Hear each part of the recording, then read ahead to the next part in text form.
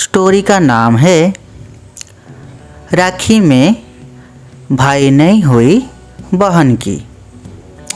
एक छोटे से गांव में सुरभि नाम की एक लड़की रहती थी। सुरभि के माता पिता का देहांत तब हो गया था जब वह बहुत छोटी थी। उसका कोई भाई बहन भी नहीं था।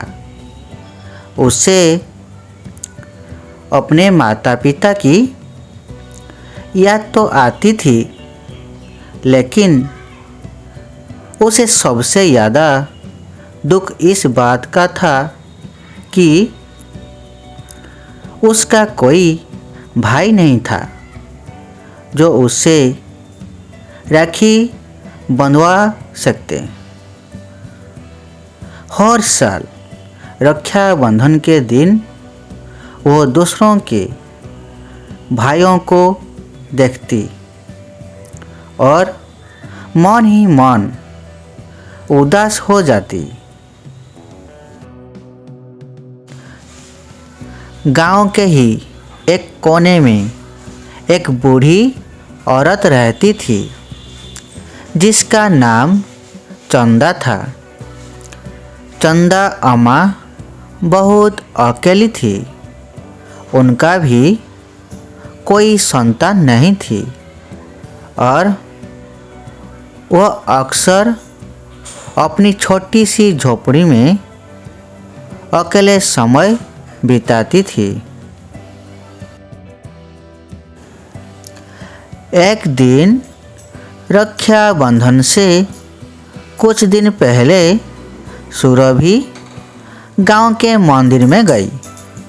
वहाँ उसने देखा कि चंदा अम्मा बैठी हुई थी और बहुत उदास दिख रही थी। सुरभि ने सोचा कि क्यों न वह चंदा अम्मा से बात करे। वह उनके पास गई और उनसे पूछा, चंदा अम्मा, अब इतनी उदास क्यों है? चंदा अम्मा ने सुरभि की ओर देखा और कहा, बेटी, इस उम्र में मुझे अकेलापन बहुत सताता है। कोई अपना नहीं है जिससे मैं बात कर सकूं। सुरभि ने चंदा अम्मा का हाथ पकड़ा और कहा, अम्मा, अगर आप चाहे तो हम एक दूसरे का साथ दे सकते हैं।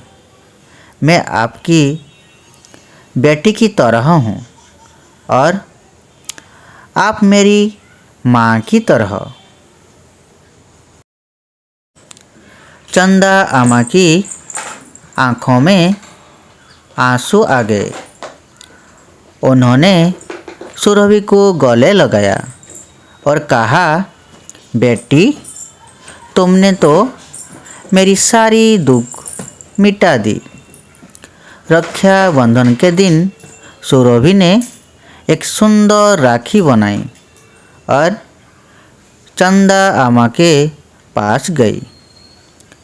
उसने कहा, अम्मा, आज से आप मेरी माँ है और यह राखी मैं आपको बांध रही हूँ।